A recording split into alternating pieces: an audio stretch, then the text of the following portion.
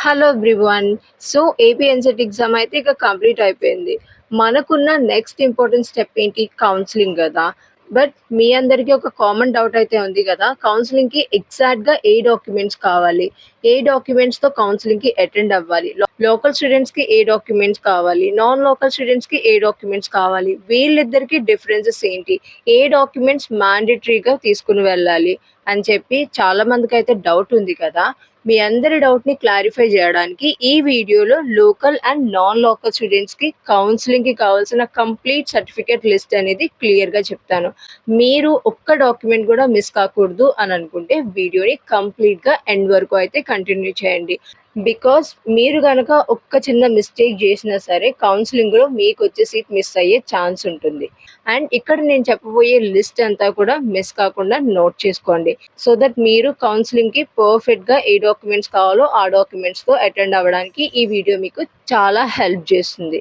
If you are ready means will start our video. First local స్టూడెంట్స్‌కి ఏం కావాలో చూద్దాం. లోకల్ స్టూడెంట్స్‌కి రిక్వైర్డ్ డాక్యుమెంట్స్ ఏం కావాలంటే number 1 10th class marks memo, next inter marks memo, transfer certificate TC ఉంటుంది గదా! Next study certificates total 6th class నుంచి ఇంటర్ వరకు అయితే కావాలి. Next AP EAMCET rank card, AP EAMCET hall ticket, caste certificate SC, ST, BC వాళ్ళకైతే mandatory మర్చిపోవద్దు. Income certificate ఒకటి గుర్తుపెట్టుకోండి, caste and income certificates last 6 మంత్స్‌లో ఇష్యూ అయినవైతే ఉండాలి. ప్రీవియస్‌గా ఎప్పుడో ఓల్డ్‌వి అయితే తీసుకెళ్ళకండి. ఒకవేళ మీ దగ్గర లేదు అంటే ఇమ్మీడియేట్‌గా అప్లై చేసుకోండి. సచివాలయంలో 1 డేకి ఇచ్చేస్తున్నారు కదా ఇప్పుడు. అలా అప్లై చేసుకోండి. బికాస్ ఎంత న్యూగా ఉంటే సర్టిఫికేట్స్ అనేవి అంత మంచిది. ఎప్పుడివో ఓల్డ్‌వి తీసుకెళ్తే అవంత వ్యాలిడ్ కాదు. వాళ్ళు కన్సిడర్ చేయకపోవచ్చు. ఇదొక ఇష్యూ గూడా ఉంది. కాబట్టి గుర్తుపెట్టుకోండి.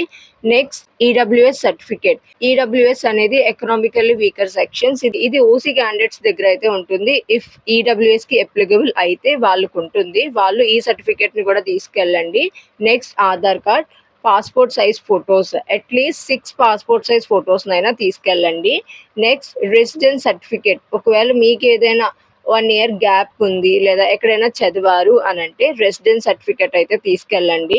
ఇక్కడ చెప్పిన లిస్ట్‌లో ఉన్న డాక్యుమెంట్స్ అన్నీ కంపల్సరీ మీరు కౌన్సెలింగ్‌కి వెళ్ళినప్పుడైతే తీసుకెళ్ళాలి.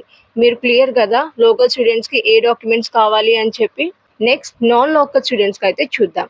నాన్ లోకల్ స్టూడెంట్స్‌కి కావాల్సిన డాక్యుమెంట్స్ ఏంటంటే వీళ్ళకి కూడా same 10th and inter marks memo, TC అంటే ట్రాన్స్‌ఫర్ సర్టిఫికేట్, క్యాస్ట్ సర్టిఫికేట్స్ ఉంటే caste certificate, study certificates class 6 to intermediate, Aadhaar card, AP EAMCET rank card, hall ticket, passport size photos 6 copies అని చెప్పాను కదా! 6 copies. At last income certificate.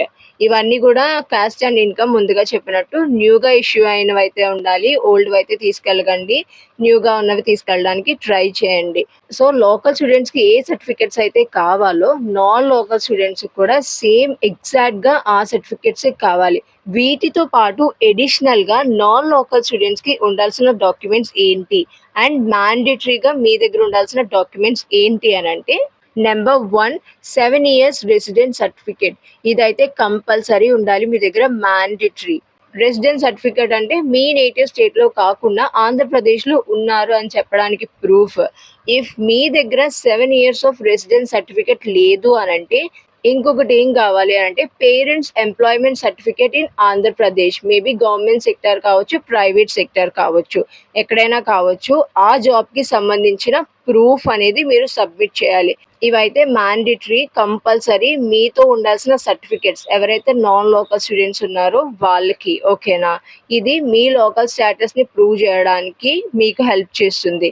ఇవి submit చేయడం వల్ల మిమ్మల్ని ఏంటంటే నాన్ లోకల్ కేటగిరీలో కన్సిడర్ చేసి మీకైతే సీట్ అలాట్‌మెంట్ అనేది చేస్తారు. లేదంటే కష్టమవుతుంది. ముందే చెప్తున్నా.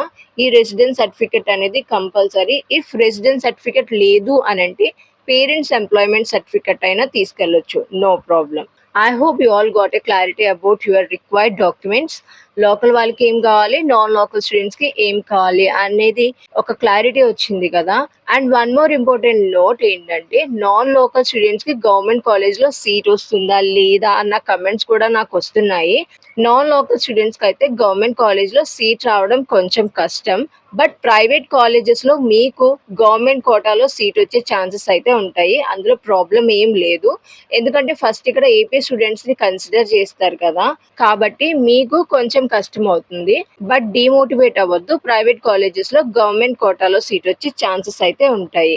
Okay, so all my dears, ఈ డాక్యుమెంట్స్ అన్నిటినీ కూడా రెడీ చేసుకోండి. వీటితో పాటు 2 సెట్స్ ఆఫ్ జెరాక్స్ కాపీస్ అయితే రెడీ పెట్టుకోండి. అంటే ఇప్పుడు నేను ఏమైతే లిస్ట్ ఇచ్చానో ఆ లిస్ట్లో ఉన్న ఒరిజినల్ సర్టిఫికెట్స్తో పాటు 2 జిరాక్స్ సెట్స్ని అయితే మీ దగ్గర ఉంచుకోండి. కౌన్సిలింగ్ టైంలో డిలే ఆర్ రిజెక్షన్ని అవాయిడ్ చేయడానికి ఇవి హెల్ప్ చేస్తాయి.